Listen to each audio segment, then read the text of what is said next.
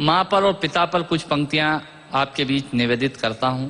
आप यहाँ जितने लोग बैठे हैं, मुझे नहीं मालूम कि किनकी माँ जीवित हैं और किन्होंने माँ को खो दिया, पर मेरा व्यक्तिगत मत यह है कि जिनकी माँ जीवित हैं, जिनके पिता जीवित हैं, वो दुनिया के सबसे संपन्न लोग हैं, वो दुनिया के सबसे अमीर लोग हैं, वो दुनिया के सबसे धनाढ्य लोग हैं।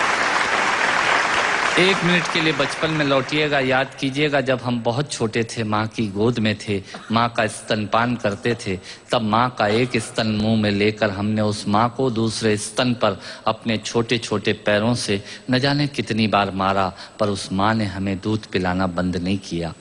मित्रों, लात खाकर भोजन देने की शक्ति उस परमपिता परमेश्वर ने दुनिया में यदि किसी को दी है, वो सिर्फ माँ को दी है। माँ के अलावा ताकत किसी के पास नहीं है। मैं उस माँ की वंदना में कविता पढ़ता हूँ। याद कीजिएगा उन दिनों में जब हम चौके में रसोई में बैठकर खाना खाया करते थे और माँ खाना बनाती थी, उस वक्त थाली पर बैठकर हमने जब भी इधर उधर देखा, वो माँ समझ गई और उसने नमक का डब्बा हमारी तरफ सरका दिया। हमारे बिना बोले को समझने वाली वो माँ, जब हम उसे खो देते हैं, वो माँ हमें बहुत याद आती है। वो माँ जो हमारे परीक्षा देते जाते वक्त दही की कटोरी लेकर शगुन बनकर आकर खड़ी हो जाती थी, उसे हम खो देते हैं, वो माँ हमें बहुत याद आती है। रमेश सोज की 4 पंक्तियां माननीय नेताजी यहाँ बैठे हैं, मैं पढ़ता हूँ। मुझे अच्छी लगती है कि बहुत रोते हैं लेकिन दामन हमारा नम नहीं होता, इन आंखों के बरसने का कोई मौसम नहीं होता, मैं अपने दुश्मनों के बीच भी महफूज रहता हूँ, मेरी माँ की दुआओं का खजाना कम नहीं।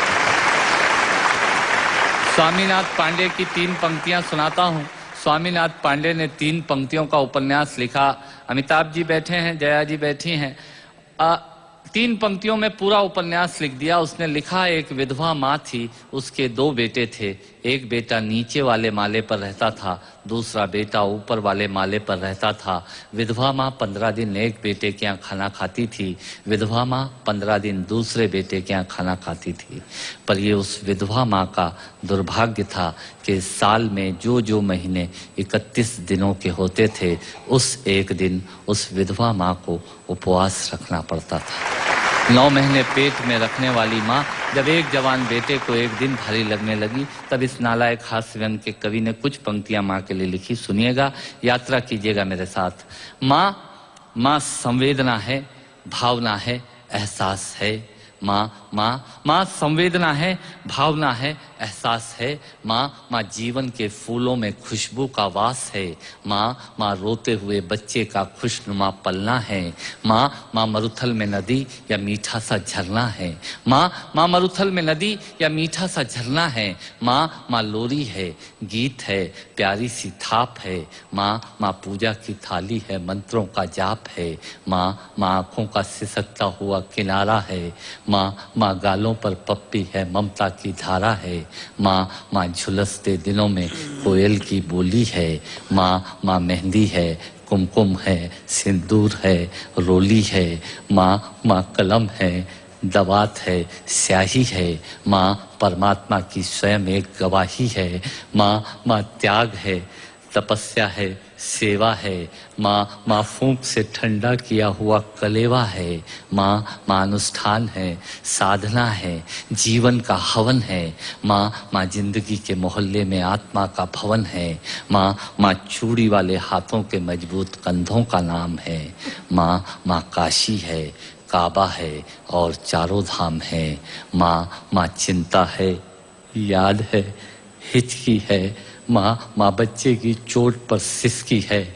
माँ चूल्हा, धुआं, रोटी और हाथों का छाला है। माँ जिंदगी की कड़वाहट में अमृत का प्याला है। माँ पृथ्वी है, जगत है, धुरी है। माँ बिना इस सृष्टि की कल्पना अधूरी है। तो माँ की ये कथा अनादि है, ये अध्याय नहीं है, और माँ का जीवन में कोई पर्याय नहीं, और माँ का जीवन में कोई पर्याय नहीं है। तो माँ का महत्व दुनिया में कम हो नहीं सकता, और माँ जैसा दुनिया में कुछ हो नहीं सकता।